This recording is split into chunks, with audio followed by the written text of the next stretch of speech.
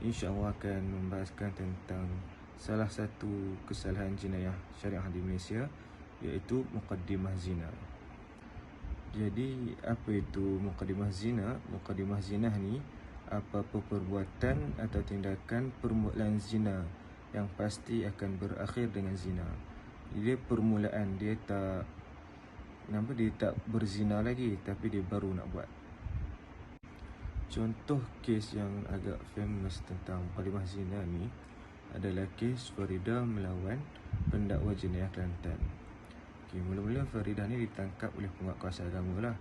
Kemudian dibawakan ke mahkamah. Pada mulanya dia mengaku membuat kesalahan tu lah, muqaddimah zina. Dia tak berzina lagi dengan seorang lelaki tu, tapi dia sudah melakukan muqaddimah zina.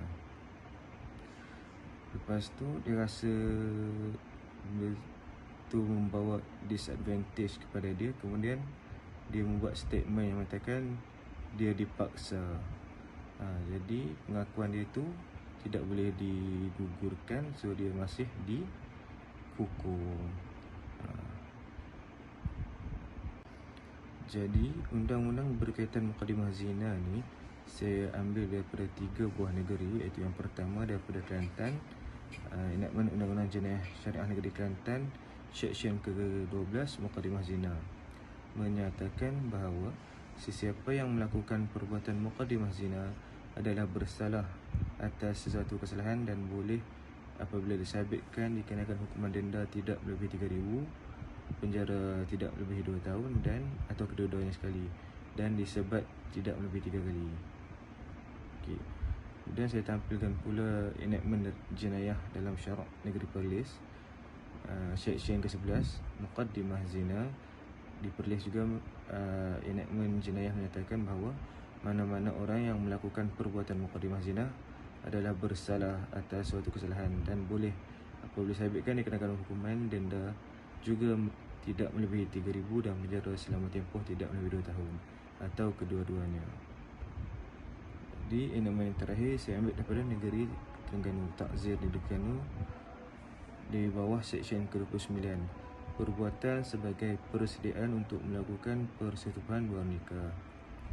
Mana-mana orang yang melakukan apa-apa perbuatan sebagai persediaan untuk melakukan persetubuhan luar nikah adalah melakukan satu kesalahan dan apabila disabitkan boleh didenda tidak melebihi RM3,000, dipenjarakan selama tempoh tidak melebihi 2 tahun dan kedua-duanya.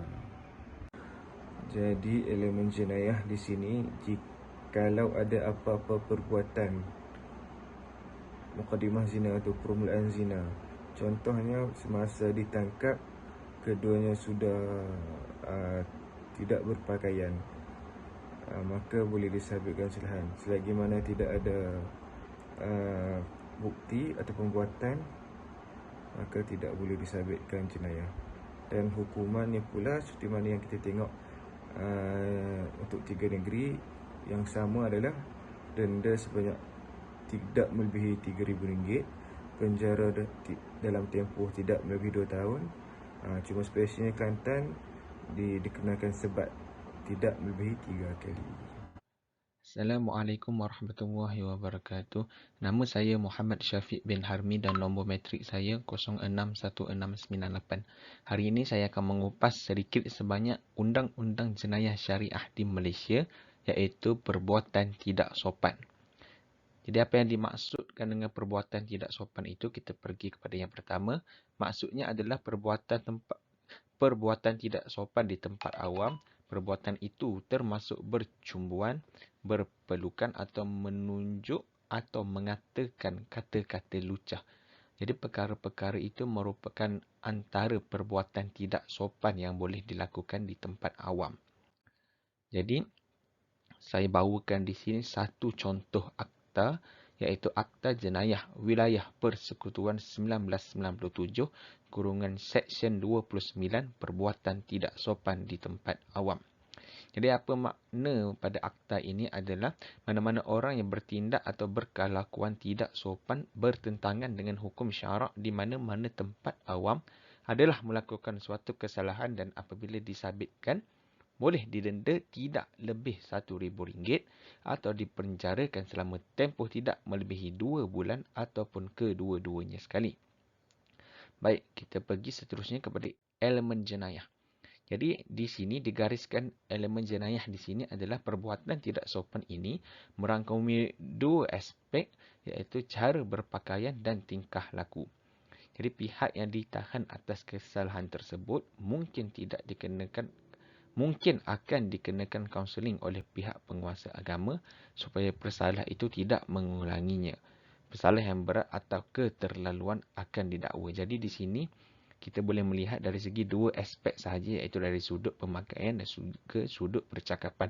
Jadi jika mereka melanggar antara berpakaian ataupun perbuatan, maka mereka boleh didakwa. Jadi seterusnya kita pergi kepada hukuman yang bakal dikenakan. Jadi di sini hukuman bagi jenayah berkelakuan tidak sopan ini adalah di mana berbeza mengikut negeri masing-masing.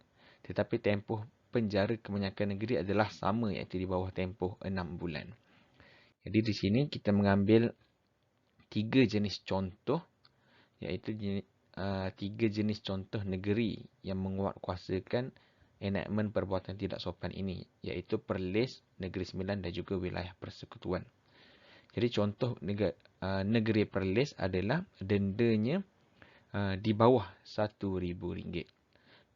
Kalau Negeri Sembilan berbeza dengan Perlis, iaitu sebanyak RM500. Dan juga untuk wilayah persekutuan tidak melebihi RM1,000. Jadi di setiap negeri ini mereka berbeza-beza akar denda dan juga bergantung kepada tahap kesalahan yang dilakukan. Jadi kesimpulan yang boleh dibuat daripada akta ini adalah setiap negeri di Malaysia ini mempunyai undang-undang jenayah yang tersendiri. Ada negeri yang memasukkan hal tertentu, akan tetapi ada juga sesetengah negeri yang tidak memasukkan hal-hal ataupun akta-akta tertentu. Jadi jumlah denda dan juga jumlah hukuman adalah berbeza mengikut kebiasaan orang awam di suatu tempat dan juga pendapat pemimpin di negara itu sendiri. Jadi itu sahaja ulasan dan sedikit kupasan mengenai perbuatan tidak sopan di tempat awam. Sekian, terima kasih. Assalamualaikum warahmatullahi wabarakatuh.